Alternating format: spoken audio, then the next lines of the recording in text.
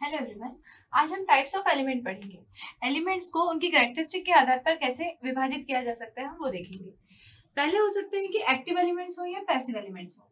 Active elements हो सकते हैं, पैसिव एलिमेंट्स हो सकते हैं। सेकंड हो सकता है लीनियर हो, नॉन लीनियर हो सकते हैं, यूनिलेटरल हो सकते हैं, बायलेटरल हो सकते हैं, लम्प्ड या डिस्ट्रीब्यूटेड हो सकते हैं, टाइम वेरिएंट हो सकते हैं और टाइम इनवेरिएंट हो सकते हैं। इस आधार पर हमने जो उनकी कैरेक्टरिस्टिक है उसके आधार पर हमने 5 भागों में उनको बांटा हुआ है। वन बाय वन हम देखते हैं एक्टिव एलिमेंट्स क्या होते हैं, पैसिव एलिमेंट्स क्या होते हैं। एक्टिव एलिमेंट्स वो एलिमेंट्स होते हैं जो पावर को जनरेट कर सकते हैं या पावर को एम्पलीफाई कर सकते हैं। ऐसे एलिमेंट्स को हम एक्टिव एलिमेंट्स की कैटेगरी में लाते हैं।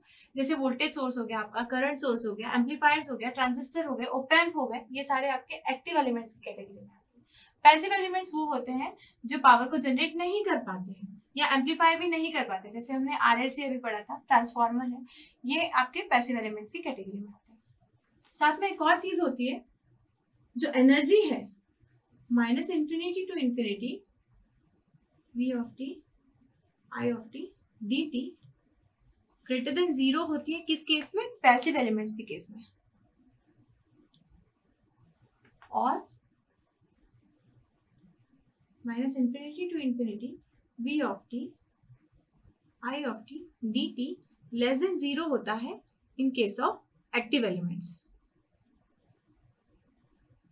ठीक, तो एक्टिव एलिमेंट्स वो एलिमेंट्स होते हैं जो पावर को जनरेट कर सकते हैं, एम्पलीफाई कर सकते हैं। पैसिव एलिमेंट्स वो होते हैं जो ये नहीं कर सकते हैं। Voltage source, current source, transistors and op amps जो है वो एक्टिव एलिमेंट्स की कैटेगरी में आते हैं। ट्रांसफार्मर, आरएलसी एलिमेंट्स जो रहते हैं वो पैसिव एलिमेंट्स की कैटेगरी में आते हैं। ये दो और कैरेक्टरिस्टिक होती है एक्टिव एलिमेंट्स और पैसिव एलिमेंट्स की। एक्टिव एलिमेंट्स है तो एनर्जी आपकी जो रहेगी वो ग्रेटर देन 0 रहेगी, और एक्टिव एलिमेंट्स है तो उसकी लेस देन 0 रहेगी।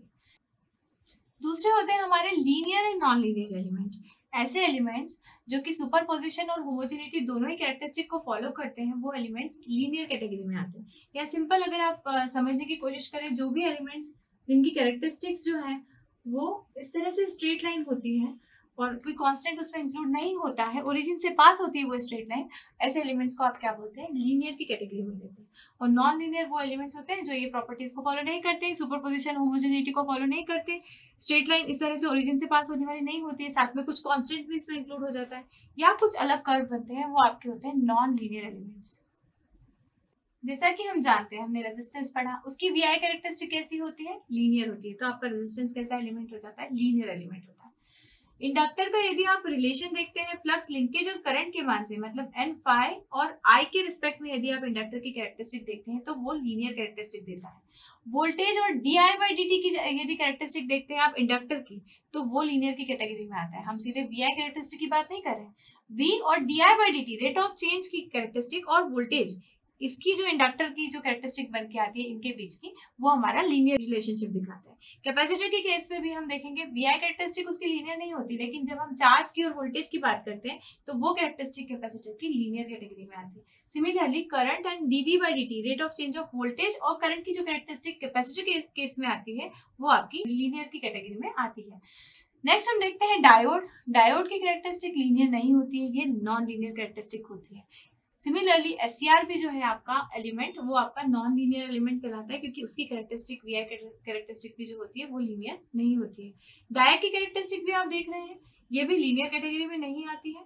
सिमिलरली यदि कांस्टेंट है, इस टाइप का यदि कुछ वीआई कैरेक्टरिस्टिक आपको दिखती है, इनिशियली कांस्टेंट देन इंक्रीजिंग, तो वो ओरिजिन से पास नहीं हो रही है और कांस्टेंट इंक्लूड है, इसलिए इस टाइप की कैरेक्टरिस्टिक को भी आप नॉन लीनियर की कैटेगरी में लेते हैं। नेक्स्ट टाइप आपका आता है unilateral and bilateral element. Unilateral elements वो होते हैं जिनकी वीआई कैरेक्टरिस्टिक जो है वो फॉरवर्ड डायरेक्शन में अलग होती है और रिवर्स डायरेक्शन में अलग होती है।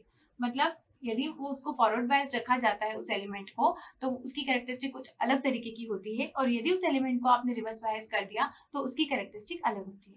जैसे रेजिस्टेंस की बात करते हैं हम, रेजिस्टेंस को यदि हमने सप्लाई दिया, उसकी कैरेक्टरिस्टिक देखी वीआई कैरेक्टरिस्टिक, तो आपको फॉरवर्ड डायरेक्शन में जो दिखाई देती है, यदि आप उसका सप्लाई को रिवर्स कर देते हो तो रिवर्स डायरेक्शन में भी आपको सेम कैरेक्टरिस्टिक दिखाई देती है थर्ड क्वाड्रेंट में। तो इस टाइप के एलिमेंट्स कहलाते हैं बायलेटरल एलिमेंट।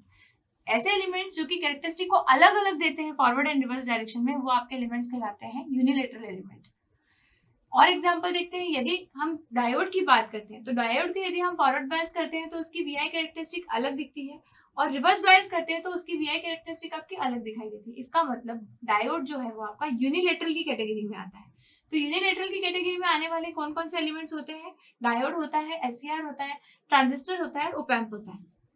बायलेटरल एलिमेंट्स की कैटेगरी में कौन से एलिमेंट्स आते हैं? ऐसे एलिमेंट्स जो कि फॉरवर्ड एंड रिवर्स डायरेक्शन में आपकी जो कैरेक्टरिस्टिक वीआई कैरेक्टरिस्टिक देते हैं वो सेम देते हैं। तो यहाँ आर की केस में यदि हम देखते हैं तो फॉरवर्ड डायरेक्शन में और रिवर्स डायरेक्शन में यदि आप उसकी बायसिंग को चेंज कर देते हैं तो उसकी कैरेक्टरिस्टिक पे कोई प्रभाव नहीं पड़ता है, सेम कैरेक्टरिस्टिक दोनों ही डायरेक्शन में देती है। सिमिलरली कैपेसिटर और इंडक्टर भी यदि उसका आप डायरेक्शन चेंज कर देते हो, बायसिंग उसकी चेंज कर देते हो, तो उसकी कैरेक्टरिस्टिक में कोई अंतर नहीं आता है। डायोड और ट्रायड भी जो है वो इस टाइप के एलिमेंट्स होते हैं जिनकी फॉरवर्ड डायरेक्शन में और रिवर्स डायरेक्शन में आपकी कैरेक्टरिस्टिक जो रहती है वो सेम देते हैं।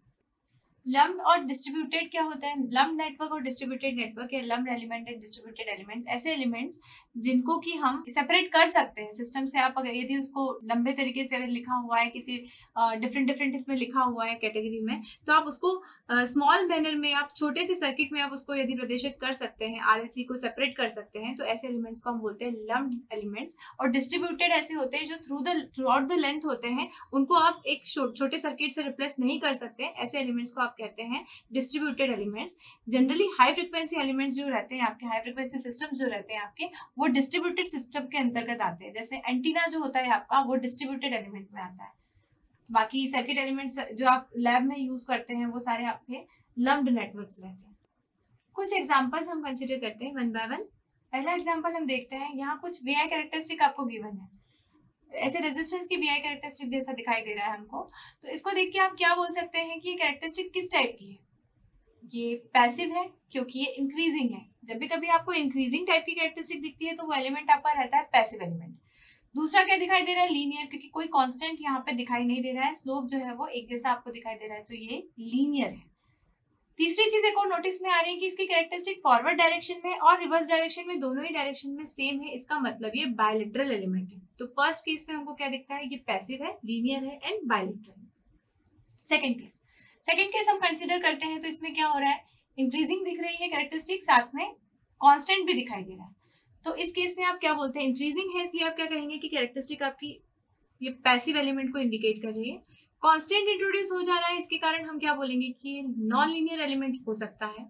और फॉरवर्ड डायरेक्शन में कैरेक्टरिस्टिक अलग दिखाई दे रही है, रिवर्स में कैरेक्टरिस्टिक अलग दिखाई दे रही है, इसलिए हम क्या कहेंगे कि ये यूनिलेटरल टाइप का एलिमेंट हो सकता है। तो ये एलिमेंट किस टाइप का होगा? यूनिलेटरल, पैसिव और नॉन लीनियर। थर्ड कैरेक्टरिस्टिक हम देखते हैं, तो ये पहले देखते से हमें क्या दिखाई दे रहा है कि ये किस टाइप का एलिमेंट दिखाई दे रहा है? पहले तो ये दिखाई दे रहा है कि ये नॉन लीनियर एलिमेंट है। दूसरा दिखाई दे रहा है कि इसमें कैरेक्टरिस्टिक फॉरवर्ड डायरेक्शन में एंड रिवर्स डायरेक्शन में दोनों में डिफरेंट दिखाई दे रही है, इसका मतलब कि ये यूनिलेटरल एलिमेंट है। और एक और चीज है, कैरेक्टरिस्टिक आपकी इंक्रीजिंग दिखाई दे रही है, इसका मतलब ये पैसिव एलिमेंट है। नेक्स्ट देखते हैं हम, नेक्स्ट में हमें क्या दिख रहा है? कैरेक्टरिस्टिक इंक्रीजिंग है, साथ में कांस्टेंट पॉजिटिव डायरेक्शन में भी दिखाई दे रहा है और नेगेटिव डायरेक्शन में भी डिक्रीजिंग है एंड कांस्टेंट दिखाई दे रहा है। इसका मतलब कैरेक्टरिस्टिक तो हमें फॉरवर्ड एंड रिवर्स में आइडेंटिकल दिखाई दे रही है। तो ये किस टाइप का एलिमेंट दिखाई दे रहा है? बायलेटरल दिखाई दे रहा है। सिर्फ इंक्रीजिंग होती है, सिर्फ एक ही स्लोप को फॉलो करते हुए ओरिजिन से पास होता तो हम बोलते थे कि ये लीनियर है, लेकिन चूंकि ये ओरिजिन से पास तो हो रहा है लेकिन एक कांस्टेंट भी दिखा रहा है, इसलिए हम इसे कहेंगे कि ये नॉन लीनियर एलिमेंट है।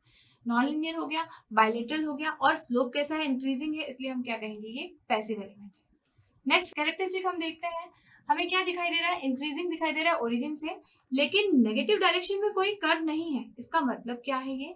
ये हमारी यूनिलेटरल कैरेक्टरिस्टिक है या यूनिलेटरल एलिमेंट है, नॉन लीनियर एलिमेंट है और साथ में इंक्रीजिंग स्लोप दिखा रहा है, इसलिए हम क्या कहेंगे? ये पैसिव एलिमेंट है।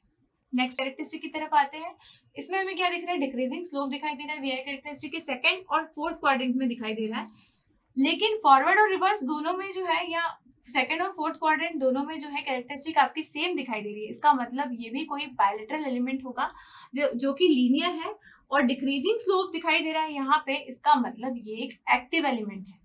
ये वाला एलिमेंट जो है डिक्रीजिंग स्लोप दिखा रहा है, इसलिए हमने कहा कि ये एक्टिव एलिमेंट है। नेक्स्ट कैरेक्टरिस्टिक देखते हैं, इसमें क्या दिखाई दे रहा है? इंक्रीजिंग स्लोप भी दिखाई दे रहा है, डिक्रीजिंग स्लोप भी दिखाई दे रहा है। साथ में कैरेक्टरिस्टिक जो है फर्स्ट और थर्ड क्वाड्रेंट की सेम होना चाहिए, सेकंड एंड फोर्थ क्वाड्रेंट की सेम होना चाहिए। यहाँ क्या दिख रहा है? फर्स्ट एंड सेकंड क्वाड्रेंट की कैरेक्टरिस्टिक जो है वो सेम दिखाई दे रही है। इसका मतलब ये बायलेटरल एलिमेंट नहीं है, ये यूनिलेटरल एलिमेंट है, एक्टिव एलिमेंट है और नॉन लीनियर एलिमेंट है। तो इस तरह से आप एलिमेंट को उनकी कैरेक्टरिस्टिक से समझ सकते हैं कि वो किस तरह के एलिमेंट्स वो हैं। V बाय I रेशो और I बाय V रेशो यदि पॉजिटिव रहता है किसी एलिमेंट के लिए तो वो एलिमेंट पैसिव होता है, अदरवाइज वो एलिमेंट एक्टिव कहलाता है। कोई भी लीनियर एलिमेंट अगर होता है तो वो क्या होता है, बायलेटरल एलिमेंट होता है, लेकिन बायलेटरल एलिमेंट सारे लीनियर हो ऐसा जरूरी नहीं है। साथ ही साथ बाय डायरेक्शनल भी आप कई बार सुने होंगे, बायलेटरल एंड बाय डायरेक्शनल में आप कंफ्यूज हो जाते हैं कई बार। तो बायलेटरल वो होते हैं जिनकी characteristic positive and negative direction में सेम होती है, लेकिन बाय डायरेक्शनल वो एलिमेंट्स होते हैं जो कि दोनों डायरेक्शन में कंडक्ट कर सकते हैं, दोनों डायरेक्शन में उनको वर्क करवाया जा सकता है। कैरेक्टरिस्टिक सेम हो ऐसा जरूरी नहीं है। तो ये चीजें रहती है जो आपको ध्यान में रखनी है।